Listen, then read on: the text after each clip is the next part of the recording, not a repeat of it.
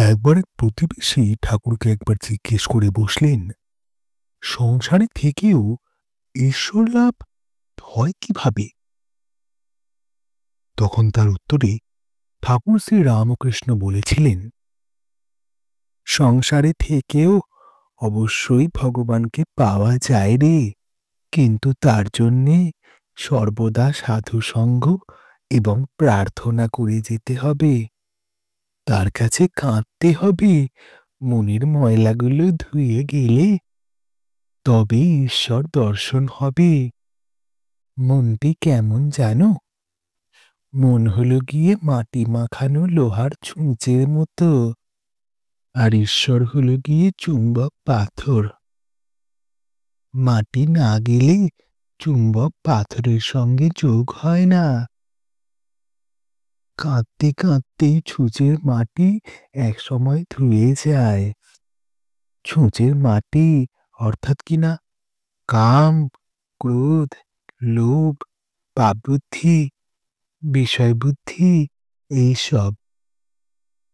মাটি ধুয়ে গেলেই ছুঁচকে চুম্বক পাথরে টেনে নেবে, অর্থাৎ তখনই হবে ঈশ্বর দর্শন। চিত্তশুদ্ধি হলে তবেই তাকে লাভ করা যায়।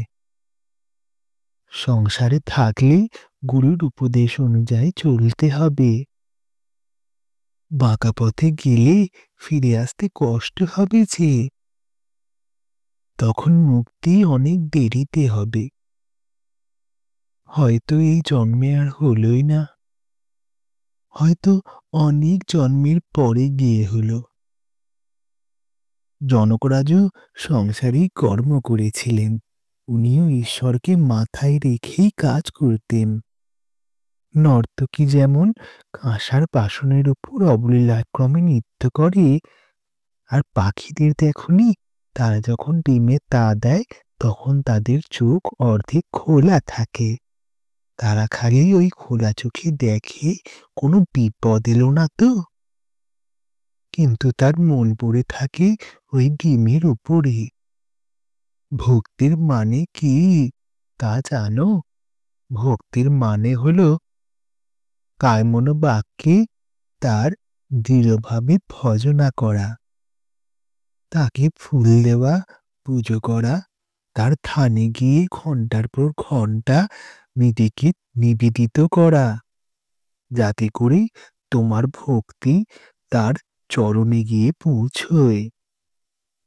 চোখে তার বিগ্রহ দর্শন করা, এছাড়াও তার নাম গুণকীর্তন, স্তব স্তুতি এসব করা। যার সময় নেই সেও যেন হাততালি দিয়ে সকালে বিকেল হরিবোল হরিবোল করতে থাকে, তাতেই তার সব বিঘ্ন কেটে যাবে হে। ভক্তির হামিতে অহংকার হয় না, অজ্ঞান করে না, বরং ঈশ্বর লাভ করিয়ে দেয়। এই আমি ওই আমিত্বের আমি নয় হে। ঠিক যেমন হিংচে শাক শাকের মধ্যে পড়ে না, অন্য শাকে অসুখ হয়, কিন্তু হিংচে শাকে পিত্ত নাশ হয়।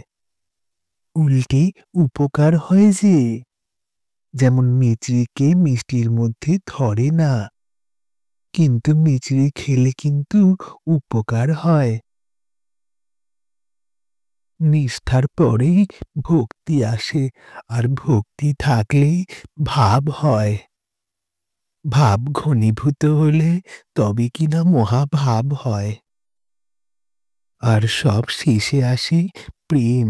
প্রেম হলে ভক্তের কাছে ভগবান স্বয়ং বাধা পড়েন। ওই প্রেম অনেকটা দড়ির মতো। একবার হনুমান বলেছিলেন, রাম, কখনো দেখি তুমি পূর্ণ, আমি অংশ।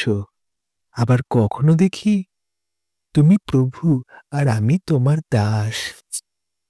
আর রাম যখন তত্ত্বজ্ঞান হয় তখন দেখি তুমি আমি, আর আমি তুমি।